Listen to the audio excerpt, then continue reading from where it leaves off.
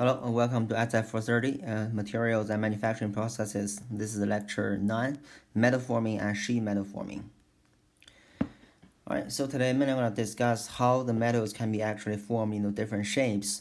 And so metal forming in general, it basically is the process that we gonna form plastic deformation for the metals and to create different shapes of the workpieces.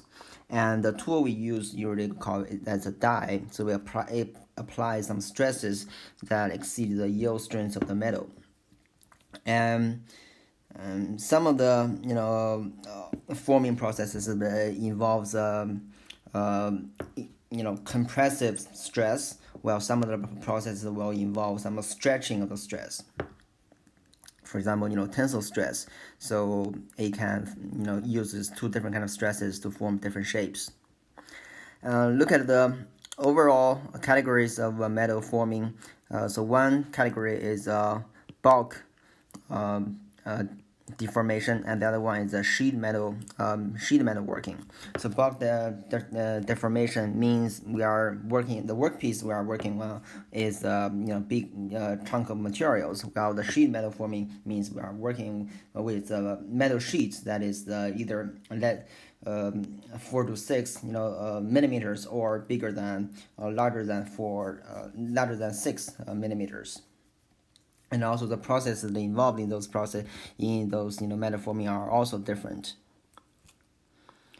So first we're going to look at the bulk deformation processes. One is rolling. So for rolling, this is a process that we have two rolls, up and down. Sometimes it might involve more rolls, from up and down, and then it will reduce the thickness of the workpiece to a smaller thickness. So this is rolling.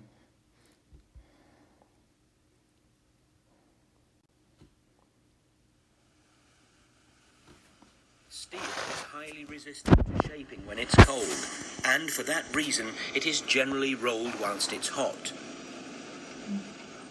To make sure the steel is at the correct temperature for rolling, it is fed into a furnace. Here it travels through several temperature control zones until it's at the correct temperature and ready for rolling. Whatever the product, the principles of hot rolling are the same. Steel is squeezed between rolls until the final thickness and shape are achieved.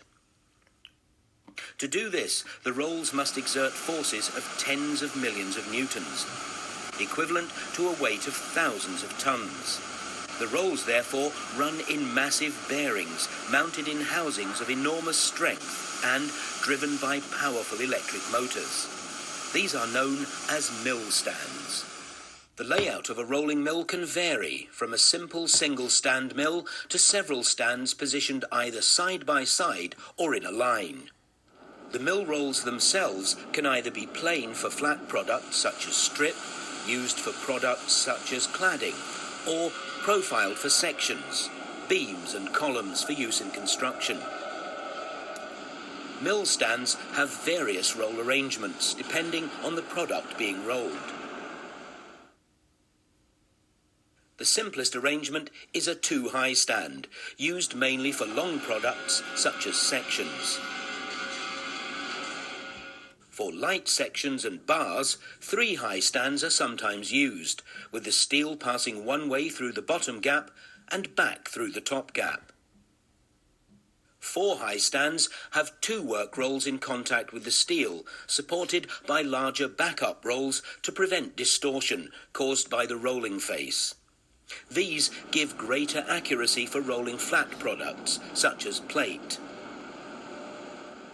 Universal beam mills include stands with both horizontal and vertical rolls bearing on the steel simultaneously. Rolling processes are computer-controlled and monitored up to 50 times per second. Despite the huge scale of some mills, accuracy to plus or minus 50 microns can be measured. The rolled steel is then cooled in a way appropriate to its end use and prepared for further processing or dispatch.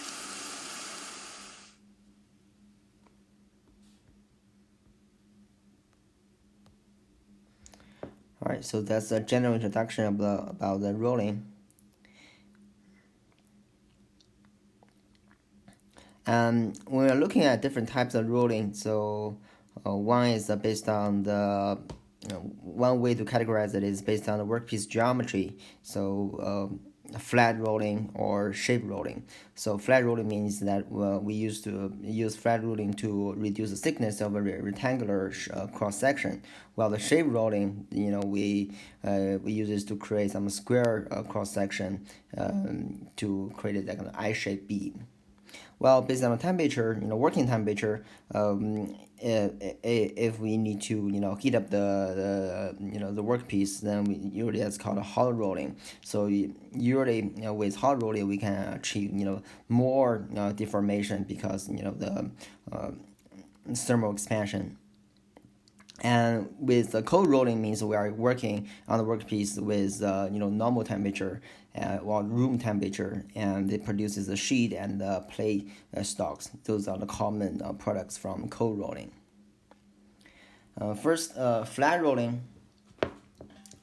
So this is a picture of the flat rolling. This is also a very common process we see. We just saw it in the video. You can see this is the side view. There are two rolls. One is up, while the other one is down. And another one is the shape rolling. So shape rolling is we create a contoured cross section rather than it's a flat. So for example, this I beam or L beam or U shaped, right? Now let's look at this video. Bushwick, rolling shapes. How do we roll shapes to the correct radius? Very carefully. Meet the mighty Samson. We don't give all of our machines names, but this one is special.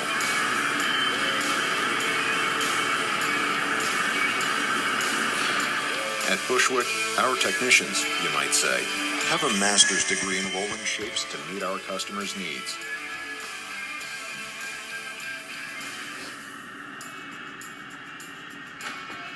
We know how important it is to get your angles, channels, beams, tees, pipes, or tubing done right the first time and every time after.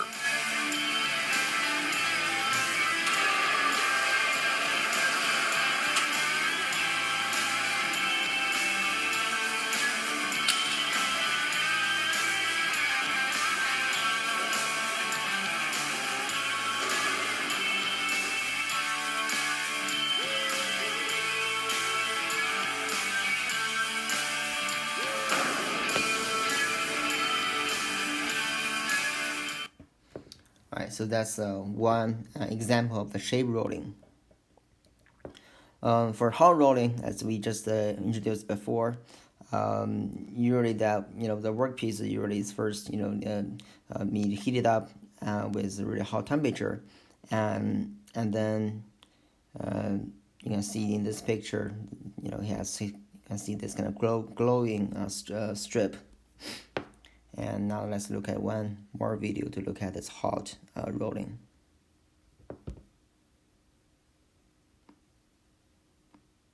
This is a Dalarna University production. This film will give you, as a student, an overview of the processes within a hot rolling mill. The film is made in collaboration with SSAB in Borlänge. Here, the steel material is processed plastically at very high temperatures. Rotating rolls reduce the thickness of the material and produce long strips that can be used for manufacturing products such as steel plates. We will be going through the various stages of the hot rolling process. Each stage requires knowledge and experience to ensure a high-quality product. The material is heated in the reheating furnace, rolled in the roughing mill, coil boxed, roll in a finishing mill, cooled and coiled. Before the slab can be processed, it must be heated. The slab is continuously cast and has the dimensions required for the final product of a correct weight, width, and thickness. These furnaces heat the material to about 1200 degrees centigrade. 2 walking beam furnaces feed the material through the oven. The heating is especially important as it affects the properties of the material. If the material is not sufficiently heated, incorrect material properties will arise. This is due to carbides and nitrates failing to dissolve. During the heating process and the transport to the roughing mill, the hot material reacts to the oxygen in the air, and a mill scale consisting of oxide is formed on the surface.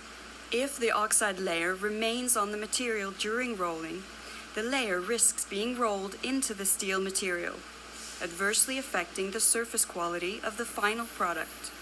The material must undergo a mill scale cleansing before rolling. In order to cleanse the surface, water is sprayed at high pressure, 160 bar.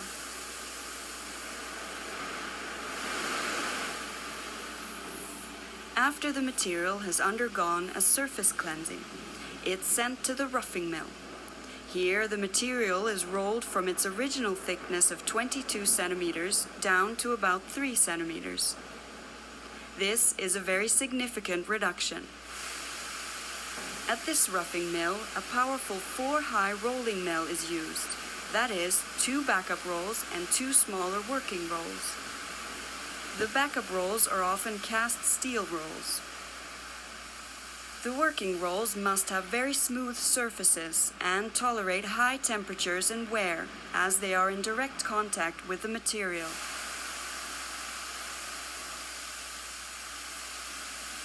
This particular material is rolled with 5 passes, where 1 pass means that the material passes through the rolls once.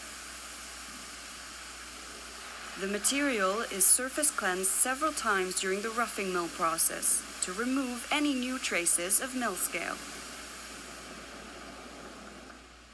In order to control the width of the material, vertical rolls are used. The material is now called transfer bars. After the roughing mill, the transfer bar is rolled up in a coil box. The coil box's primary purpose is to save space, but when inside the coil box, a temperature equalization also occurs. The temperature difference between the ends of the material is minimized as the transfer bar is coiled together. When the transfer bar is removed from the coil box, it has a temperature of about 1050 degrees centigrade. The ends of the transfer bar are cut off and the bar undergoes further mill scale removal. After this, it's time for the next stage, the finishing mill. This mill consists of 6 stands in the shape of 4 high rolling mills. Here, the transfer bars, now called strips, are rolled into a thickness of between 16 and 1.8 millimeters. Between the rolls, we see an up-looper, which measures and controls, amongst other things, the line speed and the strip tension. The swinging motion that can be observed is when the up-looper is adjusting itself. In order to control the profile and the flatness of the strips, the working rolls are horizontally adjustable. The first stands control the profile, and in the later stands, the flatness is controlled. It's very important to have a correct strip profile and flatness before any post-processing starts.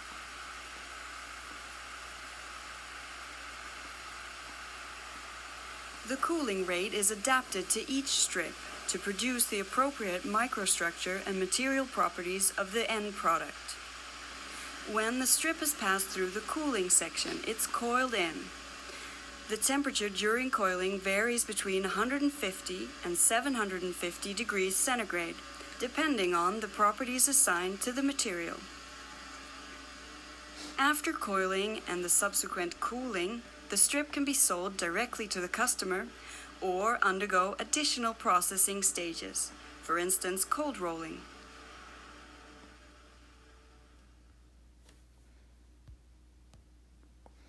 All right, so that's hot rolling. And these are different configurations for the rolling. We also saw that in the videos. There are two high rollings, two high rolls, and three highs. So for the three highs, they go first at the upper gap and then return from the lower gap. And there are also four highs. The top and the bottom rolls are for support and the backup, and also four highs usually can create a better accuracy in the thickness because they can easily adjust the positions of the rolls. Also, there are cluster mill and also tandem rolling. So for the tandem rolling, you can see that the thickness of the sheet is actually decreasing gradually. Also, there are some other deformation processes related to rolling, including thread rolling, ring rolling, gear rolling, and roll piercing. Now let's look at it one by one. First, thread rolling. We can also use rolling to create a die, create threads of a part. And in this case, we'll need one fixed die and also a moving die, so we can create create the shapes or threads on the part.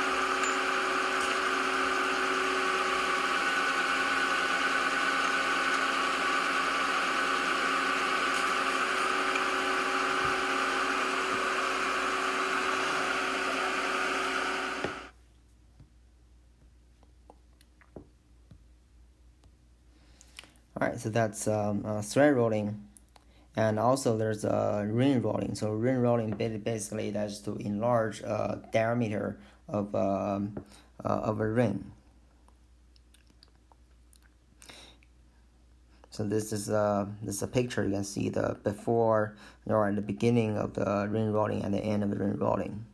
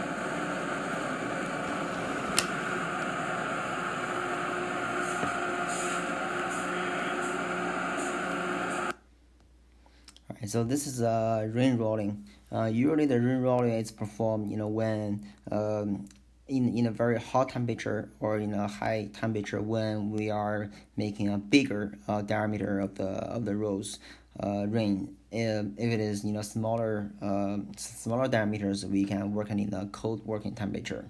And some applications for ring rolling, they include ball and roller bearing races, steel tires for railroad wheels, and also rings for pipes, pressure vessels, and also rotating machineries.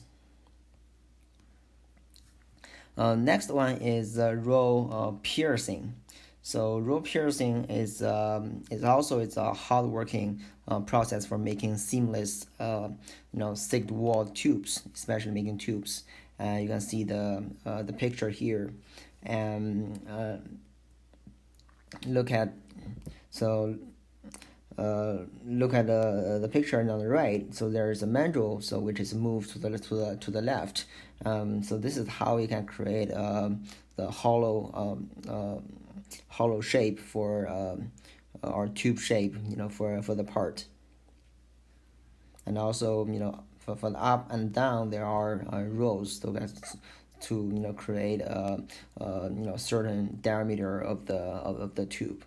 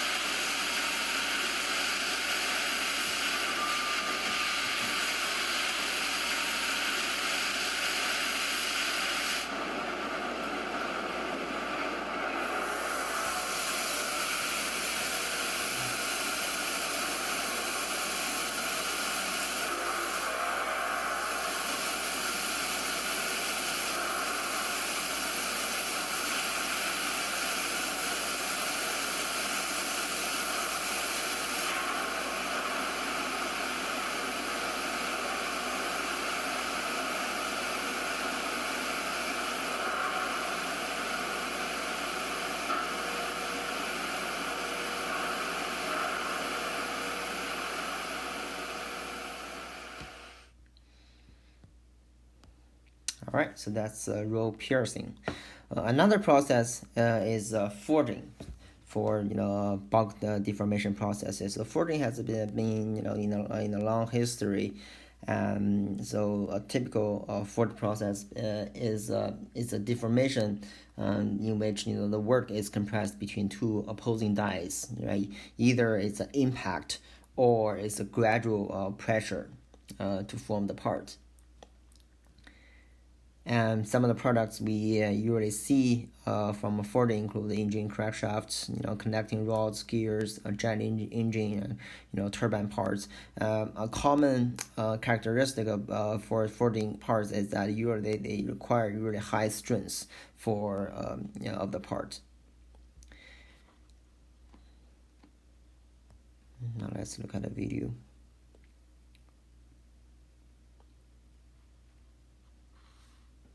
Forging is the controlled deformation of metal into specific shapes by the use of compressive forces.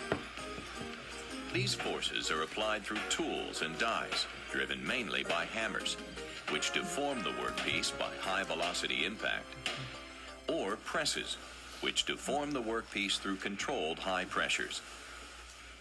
Forging is one of the oldest metalworking processes, dating as far back as 8000 BC. It is utilized today to reduce the cross-section, improve the metallurgical microstructure, provide directional grain flow, and eliminate porosity of cast ingot in fabricating wrought mill forms, and to form discrete parts to near net shape from these wrought mill forms, further refining microstructure and directional grain flow. Because of these effects on microstructure and grain flow, the mechanical performance of wrought mill forms and parts is typically superior to that of cast metals. Open die forging is performed on ingot, billet, bar, or a preform, and is the deformation of a workpiece between flat or shaped dies without completely restricting metal flow. This deformation can result in lengthening of the workpiece while reducing its cross-section, upsetting regions along the length to greater sizes than adjacent regions, or bulging the workpiece's cross-section while reducing its length. Lengthening and upsetting are typically done using multiple impacts, as the workpiece is incrementally advanced lengthwise and rotated about its longitudinal axis. There is essentially no limit to the size of forgings that can be made using open die forging. They can range from a few centimeters to 30 meters in length and weigh from a few to up to several 100,000 kilograms. Although fairly complex shapes can be made using open die forging, most are rather simple solids or hollows requiring considerable machining to achieve final shape. Forgings are produced using simple flat, V-shaped, or semi-round dies. Various accessory tools are also used, including saddles, blocks, rings, mandrels, and punches. To withstand forging temperatures, abrasion, and impact, dies and accessory tools are usually made of hot work tool steels or medium carbon alloy steels. Impression die forging, also called closed die forging, is the deformation of metal at forging temperature within one or more die impressions or cavities. It is performed both in presses and hammers. Workpieces may be round or rectangular in cross-section or flat discs, and the dies are sometimes integrally heated to minimize chilling and cooling of the workpiece. For simple shapes, impression die forging can be performed in a single press stroke. More often, however, several strokes of different force are used with dies having several impressions for sequential preforming and finish forging operations. Preforming operations may include edging, to increase the workpiece cross-section, blocking, to refine the shape for finish forging, and finish forging, to complete the shape. In finish forging, the bulk of the metal is forced into the impression, while a thin layer, called flash, flows out between the dies at the parting plane, surrounding the forging. Flash comprises a flat region called the land, and sometimes a bulbous region at the end of the land created by a gutter in the upper die. The thin flash cools rapidly, increasing pressure within the impression, which assists metal flow in the impression details. Once finish forging is complete, the flash is removed either manually or with trimming dies.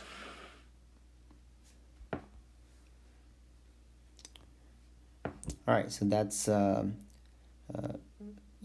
can see some of the typical products that can be made from forging. And so a lot of times, forging happens in a really high temperature in a hot, warm environment. But also there's the cold forging.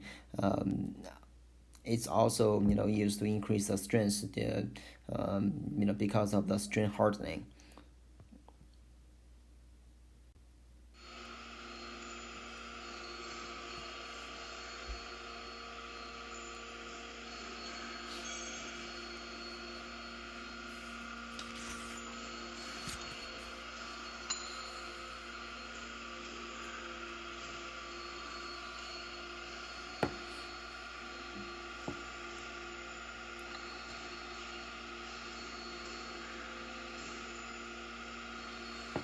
So this process, purely use its compression force to create the shape, instead of heating the raw material in a really high temperature and make it easier to form.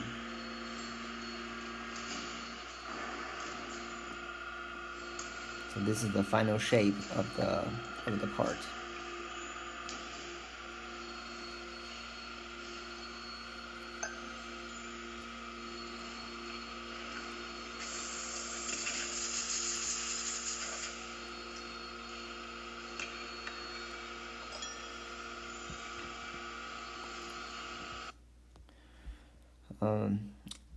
All right, so impact versus press forging. Just now what we saw is press forging, and also there's impact forging. So impact forging it just applies impact force. Usually that's involves a big hammer to create the shape, and do it. Maybe sometimes it might create need several times. In terms of the dies, we just mentioned that in the video that there are open die forging, closed die forging, and also impression die forging. Now let's look at all the three different ones. So A, that is open die forging. You can see the material can flow freely in the gap. While in the B picture, this is impression die forging. So what happens is it will create a flash at the two sides. While the last one is flashless forging, means there's no flash will be created and all the material will be in the die. So this three different forging operations with different type of dies. I suggest you go back and watch those videos because some of this video might be similar to the one we just watched before. Next process for the bulk deformation process is extrusion. So extrusion is also a compression forming process. So this extrusion, usually we are working with a solid material, because when we are talking about polymers, we also talk about extrusion as well. For that process, usually we are working with polymer melt. We first melt those and create those kind of fluid format of the structure of the polymer. But while in the metal, we usually the workpiece it's a solid part. So it has an analogy here. It says the process is similar to squeezing toothpaste out of a toothpaste tube. Okay. So usually there are two types of basic types of extrusion. One is direct extrusion, another one is indirect extrusion. Later we're going to look at the two processes. While the extrusion, you can see it's a compression process. The work metal is forced to flow through a die opening, thereby taking the shape of the opening as its own cross section. So here, depends on how you design a die, you can create different shapes from the extrusion.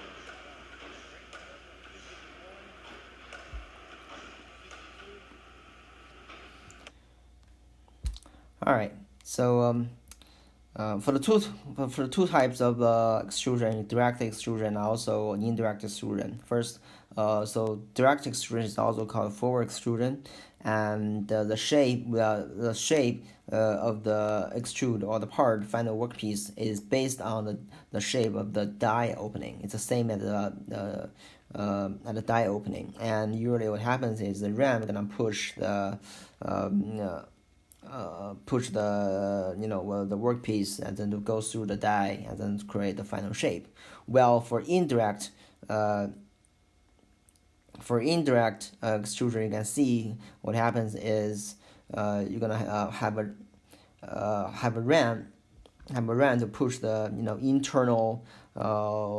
internal material of the workpiece, and then the final shape of the part or extrude is based on the ram itself. So this is also called backward extrusion and reverse extrusion, because the final workpiece is going at a different direction with the ram.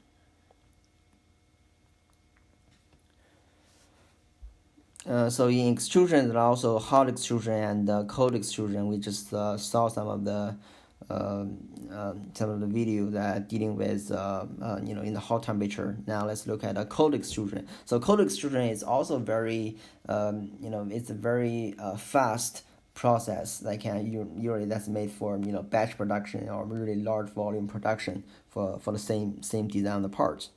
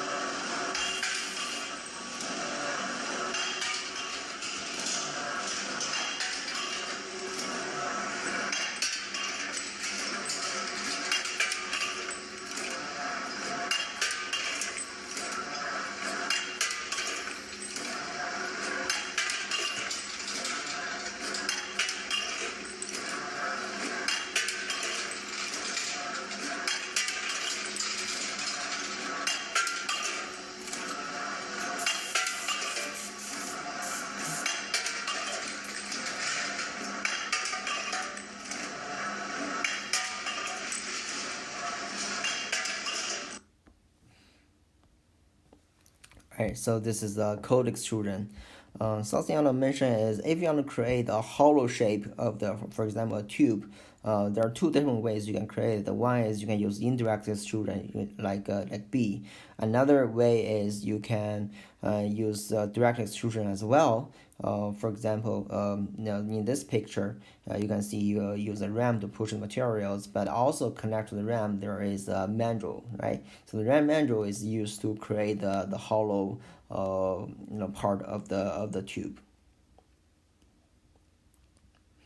Also, depending on the die, the shape, you can also create the different geometries of the of the workpiece. Next. This is the one example of a little bit complex of the cross section. I think we just watched the one video that making a similar part like this. Next, we can also make wear and bars out of the metal workpiece with bulk material, and that is usually it's called a drawing process. So drawing process, it's a similar to extrusion, but the difference is that in extrusion material is pushed, it's pushed into through a die, but in drawing the material is actually pulled through a die opening. So this is the difference between the two processes.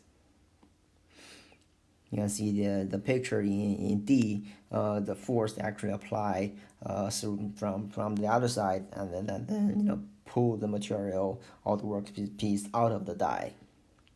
So that's why a lot of times we are using it to make some wear or some bars. First, let's look at a video about wear drawing.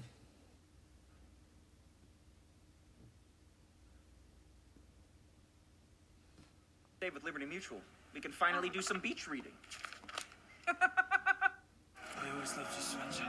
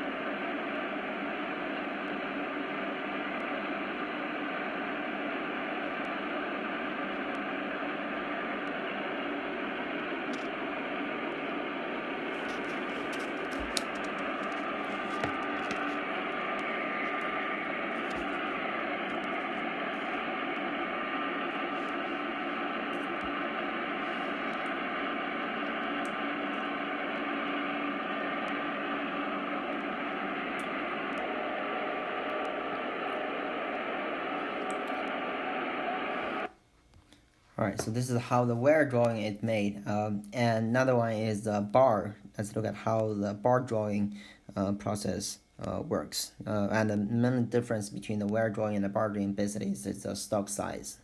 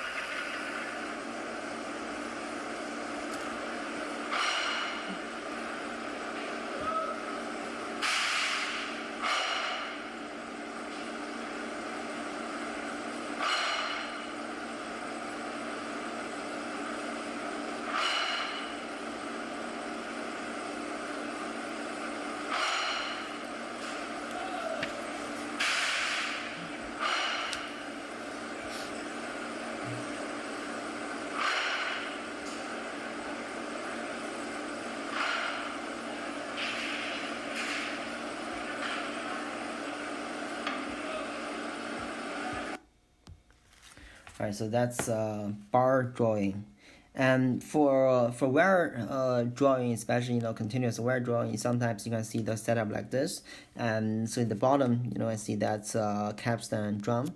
So the each drum, so that's called a capstan. So the purpose is to provide some pull force, to draw the wire stock from from prior or upstream die. So that's the function of the capstan. And also, sometimes you can see, the box, right? So that's the draw die and also lubricant box, so that you can move smoothly. Next, let's look at some. Just now we talk about bulk, metal working. Now let's look at sheet metal working. So sheet metal working is mainly the operations involved in that include cutting, bending, and also drawing. And first, let's look at the what type of the sheets do we usually see? Some of the thickness of the sheets is like from 0.4 millimeters to 6 millimeters, while some of the sheets or plate can be much thicker than sheet. For example, it can be bigger than 6 millimeters thickness. So that's sheet metal working, and the applications of those metal sheets, really there's abundant applications. Some you can see cars, right, and also our home appliances. A lot of machines have need the sheets. And first, cutting. So cutting of the metal sheets is a very common process. So basically, you hold the part on a die, and then you're gonna use a punch to create a shear stress on the material, and then to create any kind of fracture of the workpiece. So this is for the metal cutting. So for metal cutting, really there are three typical operations: shearing, blanking, and also punching. So shearing, so basically is just cut it off, and for for a whole piece of the metal.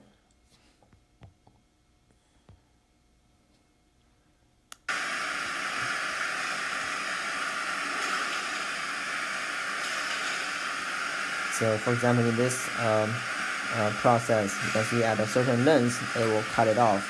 So this is and it's the whole line, a whole edge.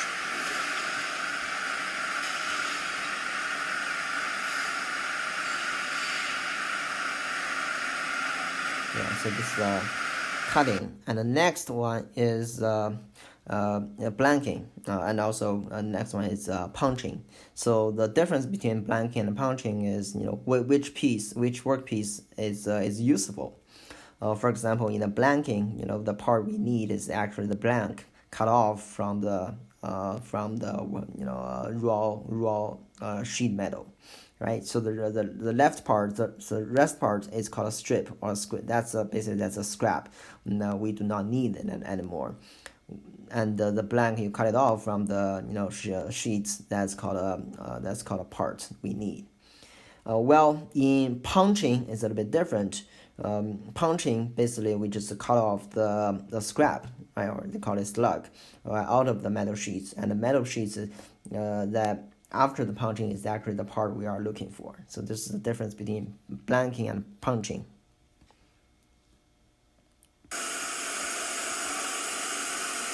So this is the blanking process.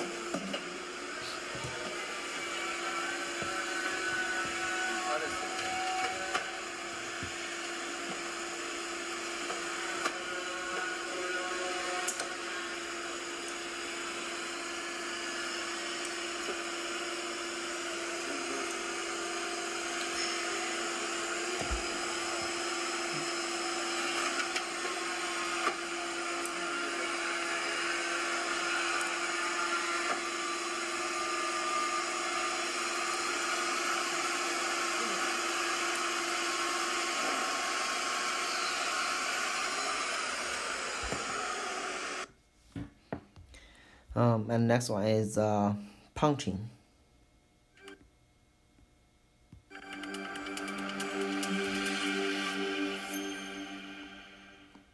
Holes are produced on punch presses by a ram pushing a punch through the workpiece, forcing the resulting metal slug through the mating die. The punch press ram is powered in one of three ways: either manual, mechanical, or hydraulic. A manual punch press is equipped with a long lever that converts the force applied by a worker to the force necessary to punch the workpiece. This force is usually limited to about 4 tons. Mechanical punch presses transfer flywheel energy to the ram by gears, cranks, or eccentrics to perform the punching operation. A hydraulic punch press develops punching forces by applying fluid pressure on a piston and utilizing pumps, valves, intensifiers, and accumulators. The hydraulic-powered presses are capable of maintaining full force throughout the stroke length. Punching forces for mechanical and hydraulic punch presses range from about 8 to 60 tons. Other presses designed for heavy plate and structural steel produce over 150 tons of punching force. Punch press frames are either a C-frame configuration or a bridge frame design. The most popular punch press design is the C-frame. It has clamps located on either the front or the back of the press table that grip and position the workpiece. The bridge frame design, which is supported on both ends, minimizes the deflection that occurs on the C-frame press as a result of the uneven opposing forces pushing the upper and lower portions of the C-frame. C-frame and bridge frame punch presses locate the workpiece in two directions, the X and Y axes, for positioning under the punch. The X-axis indicates the workpiece length, while the Y-axis designates the workpiece width. However, some bridge frame presses position the workpiece in the X-axis and move the punch position in the Y-axis.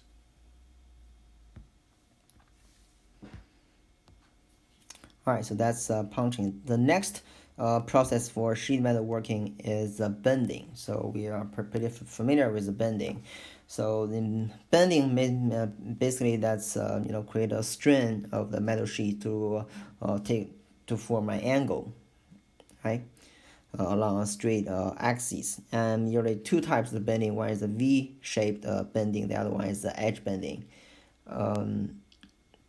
So this picture shows a V-shaped bending. As you use a die and then you use a punch to form the angle. Usually the angle is based on a die's shape.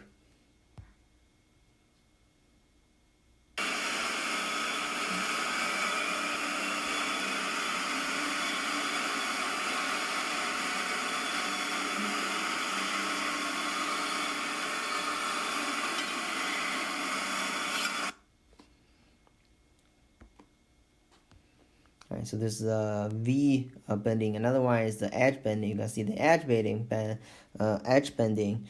We fix the part from a pressure pad and then use a punch to create a force to bend the part.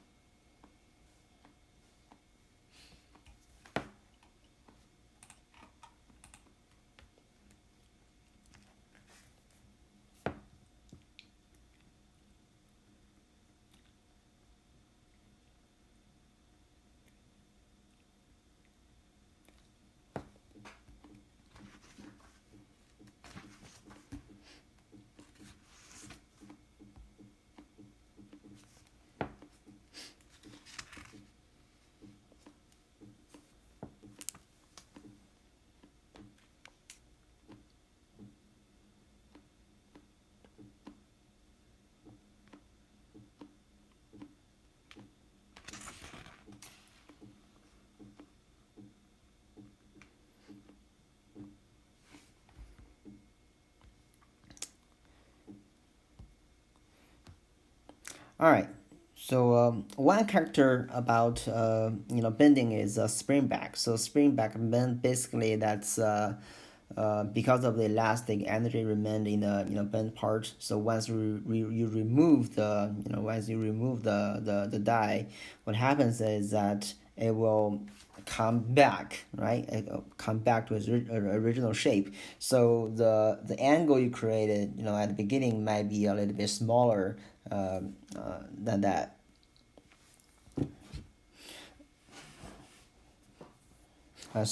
Bigger than that, because it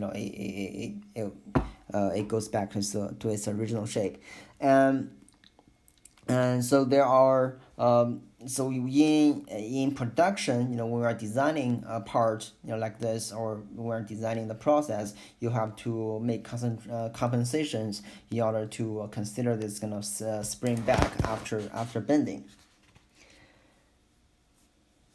So one way to compensate is to overbend. So when you're designing a die, and maybe you can make the angle a little bit more smaller, and then after the spring back, it will come back to the ones that is needed.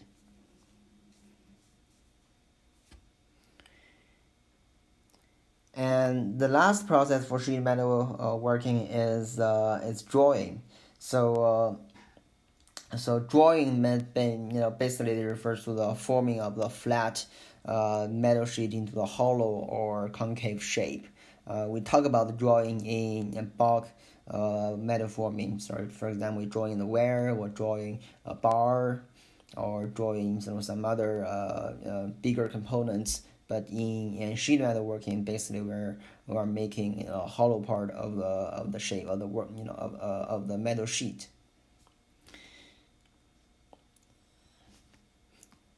You can see what kind of product they can make. For example, some of the metal bottles can also be made from this sheet metal working drawing.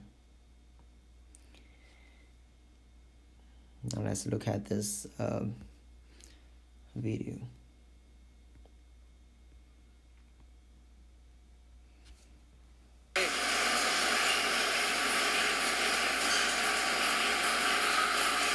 So the raw material or the raw workpiece is sheet metal, and then by using this drawing process, we can actually create a cup-shaped metal part.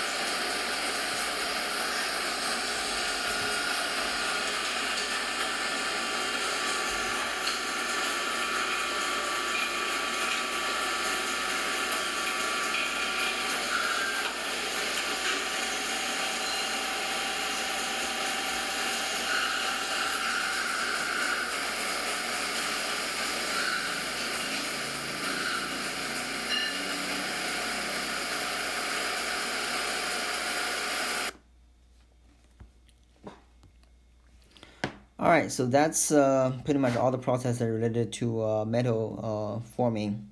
And here are some of the questions. Also, these are some of the key knowledge points that you need to remember in this lecture.